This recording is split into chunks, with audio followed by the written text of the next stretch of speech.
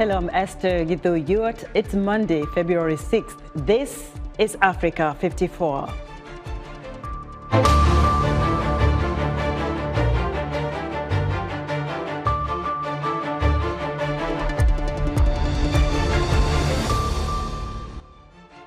Pope Francis wrapped up his Africa trip with a call to South Sudanese to end blind fury and seize every opportunity to build a peaceful nation. Ghana braces itself as Sahel Jihadist Insurgency spills into the Gulf of Guinea. And the U.S. shoots down a suspected Chinese spy balloon. Would explain how the balloon could shape a new phase of U.S. Chinese relations.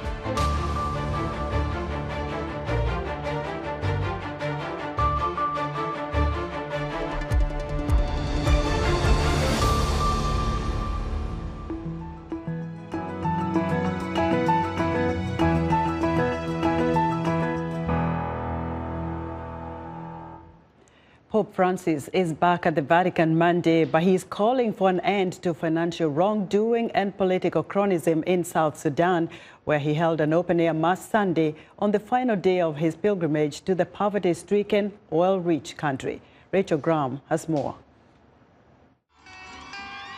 Pope Francis urged the people of South Sudan to never lose hope as he wrapped up his peace mission on Sunday.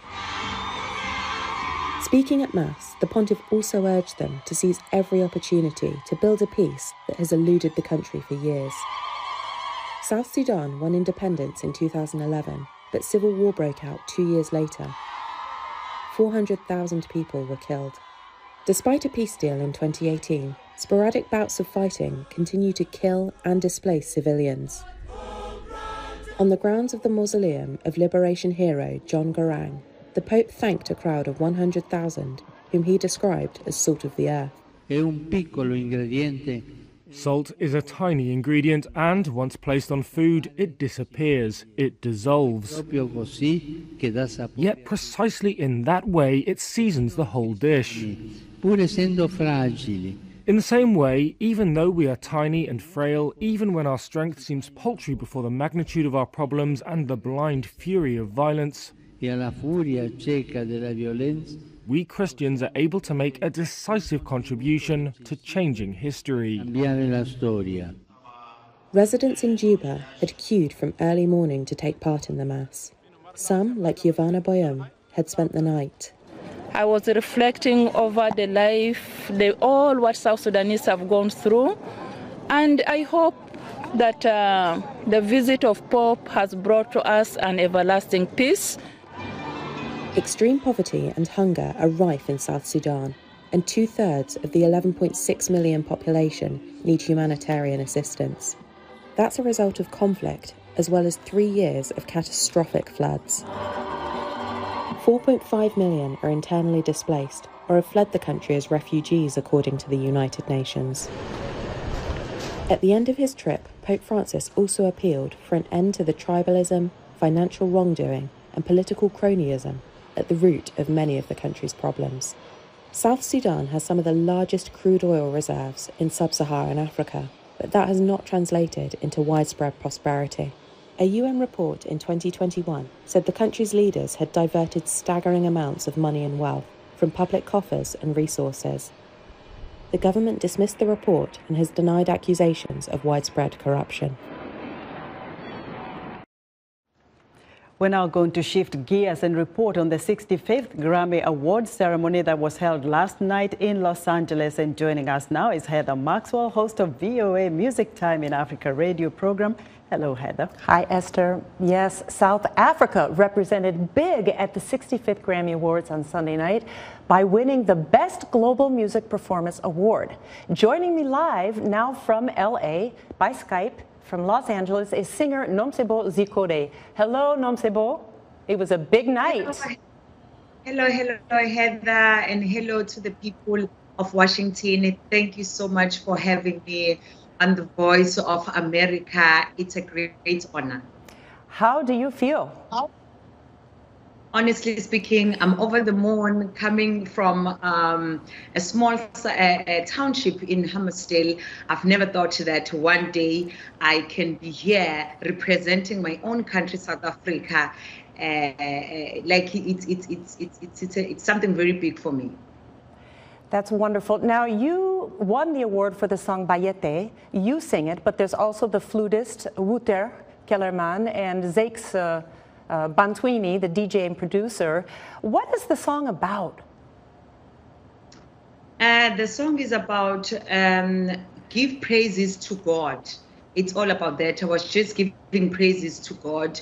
I remember Wouter has been looking for me, asking people around, where can I get this woman? This woman, I love her so much. I first hear his voice from this biggest song, Jerusalem. So at last, he then met up with Zakes Bantwini and then told Zakes Bantwini that, Zakes, please make it possible for me. I want to do a song with this woman. Then, yeah, we did a song together, me, Zakes, and Wouter. Here we are today. With a Grammy Award. Yes, yes. So can you sing a bit of Bayete for us? Bayete wena wezulu zunga zunga ngishi. So I'm saying, God, never leave me. Make sure that you go along with me everywhere. Like I'm give praises to God. That's very beautiful. Now, most people know you around the world. They know you for the song Jerusalem. I can't remember. Did that win a Grammy Award? No, it didn't, my angel. You know, I wrote and sang that biggest song, Jerusalem. It took the world by a storm. Like we were not nominated for this song, or maybe we didn't get the Grammy Award with this song, but I think God knew that Bayete was coming and made sure that he put me in the right place at the right time. So I'm not complaining. I feel like God's timing is never wrong. Yes, I understand. So what is next for you now? I mean, it must be kind of hard to think about it because you're still in LA. You just had the Grammys last night. It's early morning for you still. But what are you going to give now for the future? What are you going to give us? For the future, it has to be music. My people they've been on my neck asking for new music. So I'm going to give people new music, beautiful music. My supporters, they really can't wait. So all I can say is that people can just check me on social media, on my social media platform to hear when exactly I'm releasing the new music. Perfect.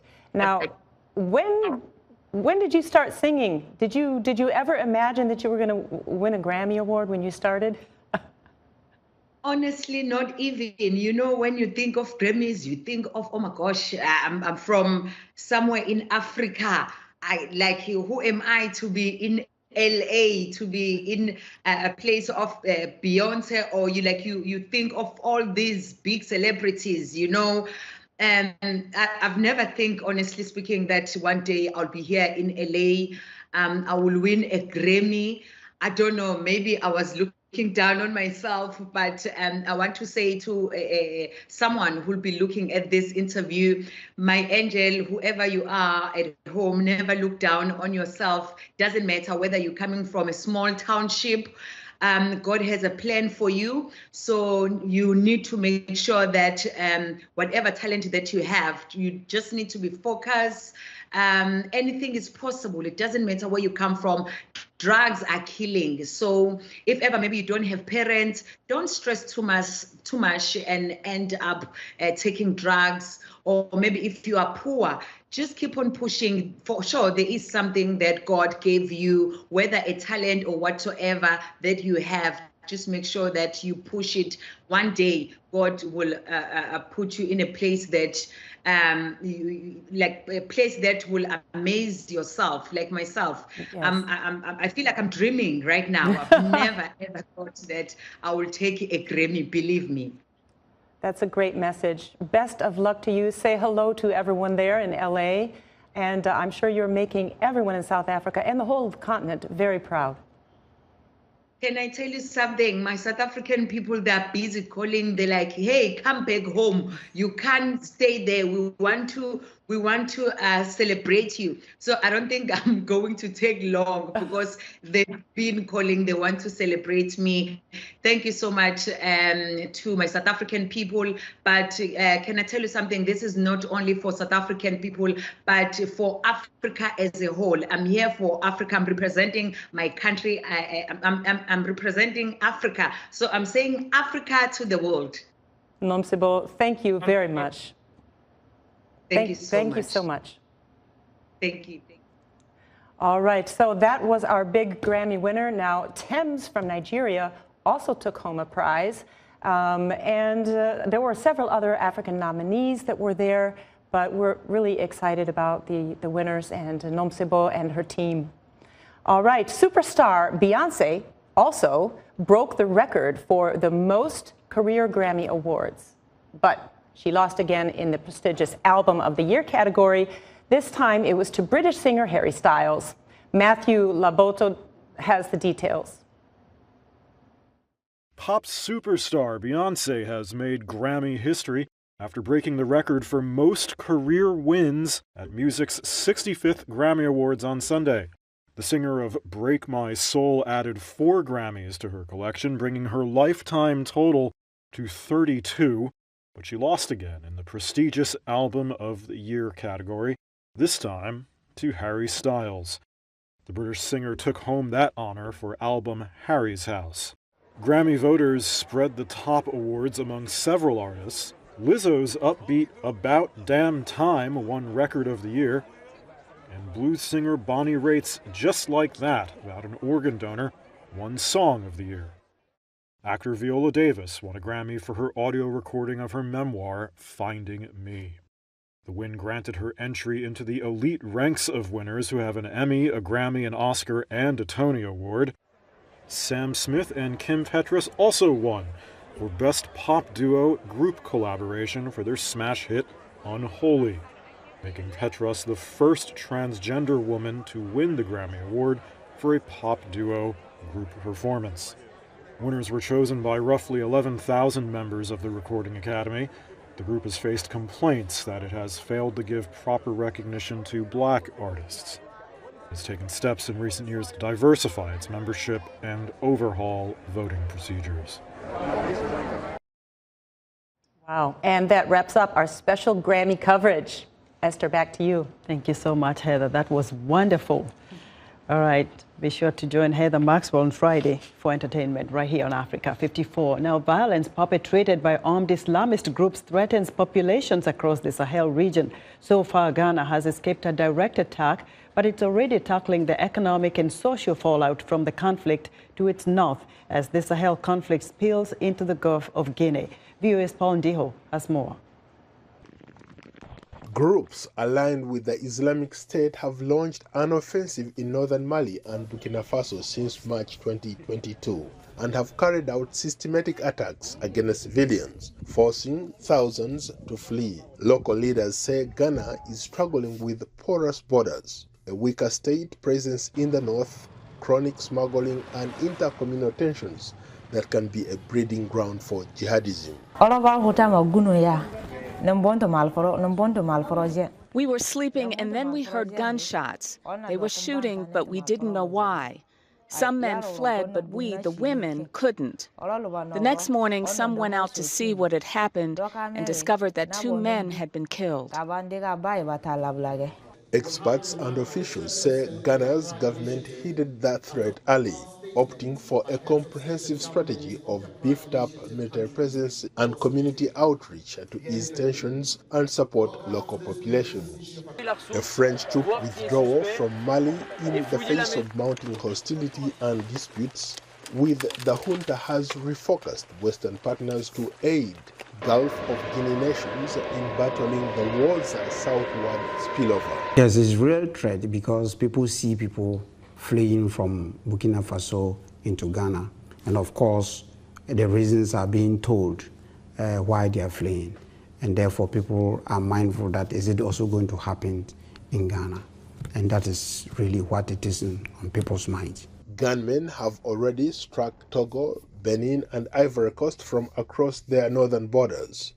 Most recently in Benin, whose government has reported more than 20 armed incursions since 2021. Togo has suffered at least 5 attacks in that time. We are also getting the army, the police, immigration, and all that involved because, you know, our border is very porous.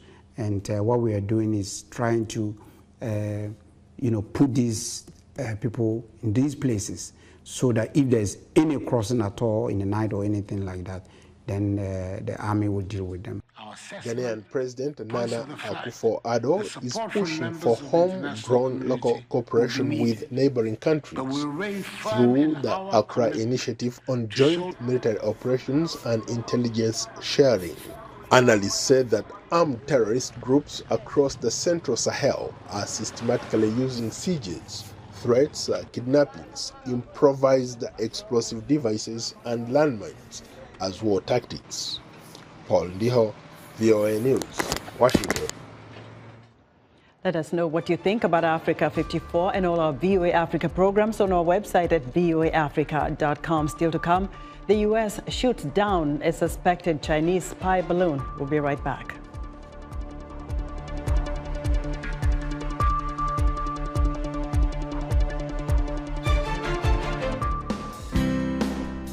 Health, wellness, sport, beauty, medical breakthroughs.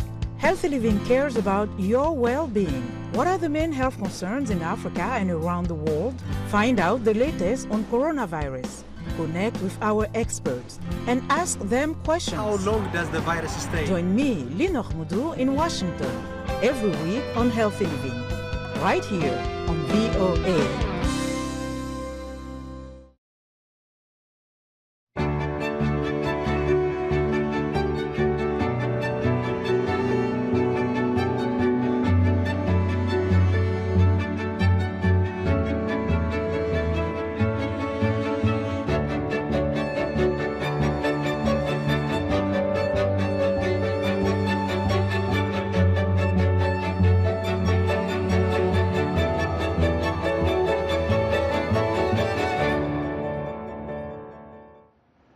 You're watching Africa 54 from the Voice of America here in Washington, D.C. In other news, Cameroonian tycoon Jean-Pierre Agumbelinga was arrested Monday in connection with the high-profile killing of radio journalist Martinez Zogo, who was kidnapped and brutally killed last month.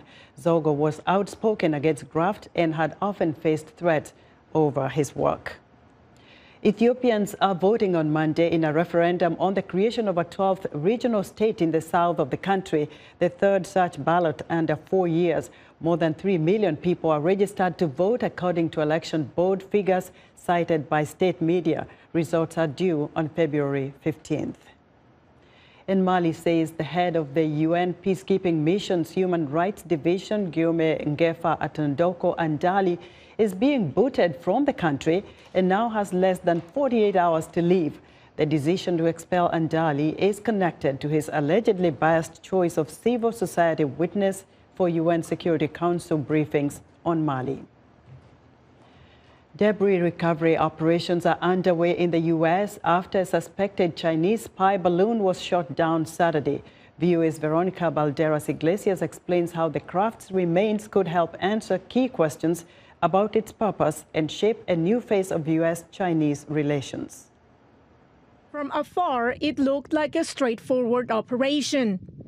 A U.S. jet approached what authorities have described as a Chinese surveillance craft and shot it down. The debris field was about 11 kilometers long. Careful planning took place before the measure was taken. Transportation Secretary Pete Buttigieg spoke to CNN's State of the Union. I do know that when the president gave the order to have this handled, the military gauged the different risks and the different benefits of different approaches. So the operation took place without any damage or injury to any American lives or property. In a statement, China protested the balloon's destruction, emphasizing its claims that it was only gathering meteorological information. But elements within the Chinese military could have intentionally used the balloon to disrupt the planned weekend visit by U.S. Secretary of State Antony Blinken to Beijing, said retired U.S. Navy Admiral Mike Mullen on ABC. I think strategically, this really damages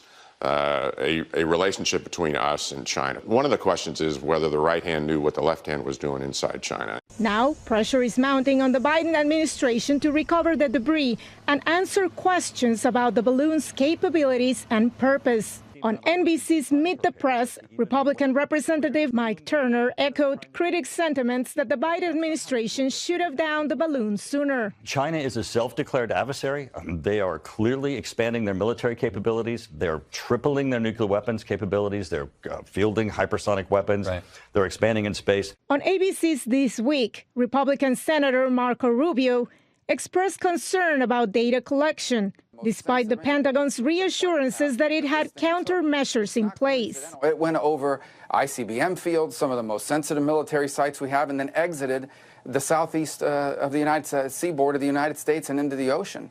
So there are a lot of questions that need to be answered. Defense officials don't expect the debris recovery operation to be difficult, but don't have an estimate for how long it will take. Veronica Valderas Iglesias, VOA News, Washington. U.S. President Joe Biden is set to deliver his first State of the Union address Tuesday night, since Republicans took control of the House of Representatives in a speech that may mark the unofficial start of the 2024 presidential campaign season. President Biden is expected to try to shape public perceptions over the debt limit, social spending, the Russian war in Ukraine, and other topics, as he plans to announce his re-election campaign in the coming weeks. The address also gives him an opportunity to shore up support among Democrats, some of whom are concerned about his age and other issues. Biden turned 80 in November, and if re-elected, would be 82 at the start of a second term.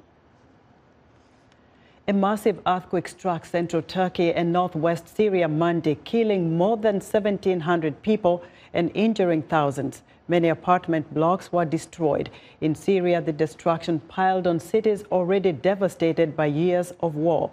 The magnitude of 7.8 quake was the worst to strike Turkey this century. It was also felt in Cyprus and Lebanon. It was also followed in the early afternoon by another large quake of 7.7 magnitude. It is not immediately clear how much damage had been done by the second quake. Rescue workers are struggling to pull casualties from rubble in the bitter winter weather. Turkish President Tayyip Erdogan says 912 people were killed, while over 5,000 are injured.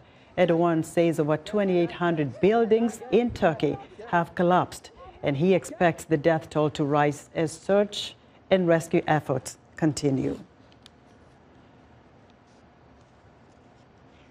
The Canary Islands Emergency Services say Spanish Coast Guards have rescued a total of 181 migrants from 4 different boats since Sunday. A rescue vessel transferred 51 migrants, 42 men and 9 women, to Aguinaguin port after they were found 100 nautical miles off the island of Gran Canaria. 130 migrants from another 3 boats were taken to La Cibola port in the island of Lanzarote. Thousands of people each year leave North Africa to make the dangerous journey to Europe in search of a better life. In 2021, a pilot program called the Ghetto Project was started in Togo's capital of Lomé to help impoverished young people. The goal is for young residents to get out of poor urban areas, find work, and stay away from drugs.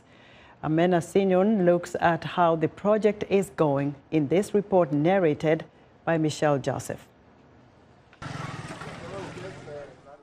Julien and some of his friends are in a slum in Togo's capital city of Lomé, trying to meet and educate the young people who live here. Julien has lived in this impoverished area called Commune Gulf 1 for over a year.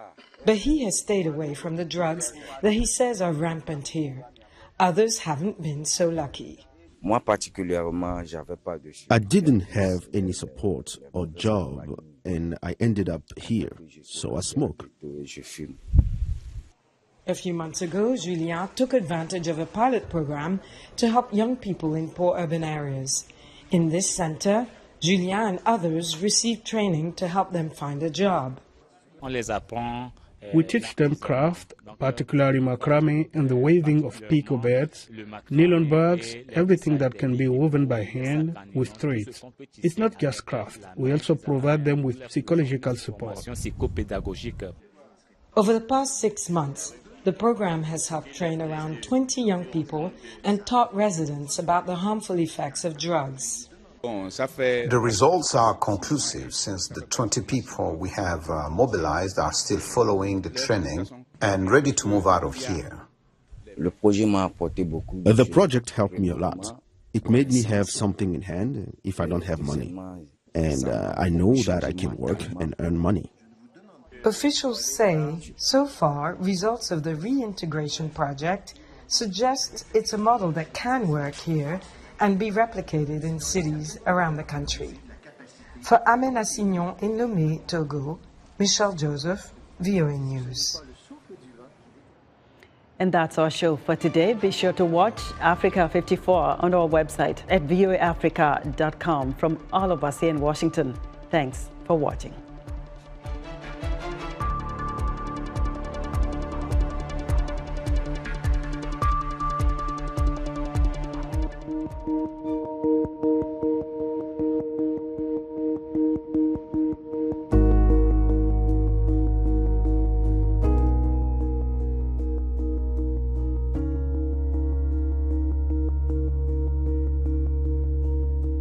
Putin didn't count on the courage of the Ukrainian people.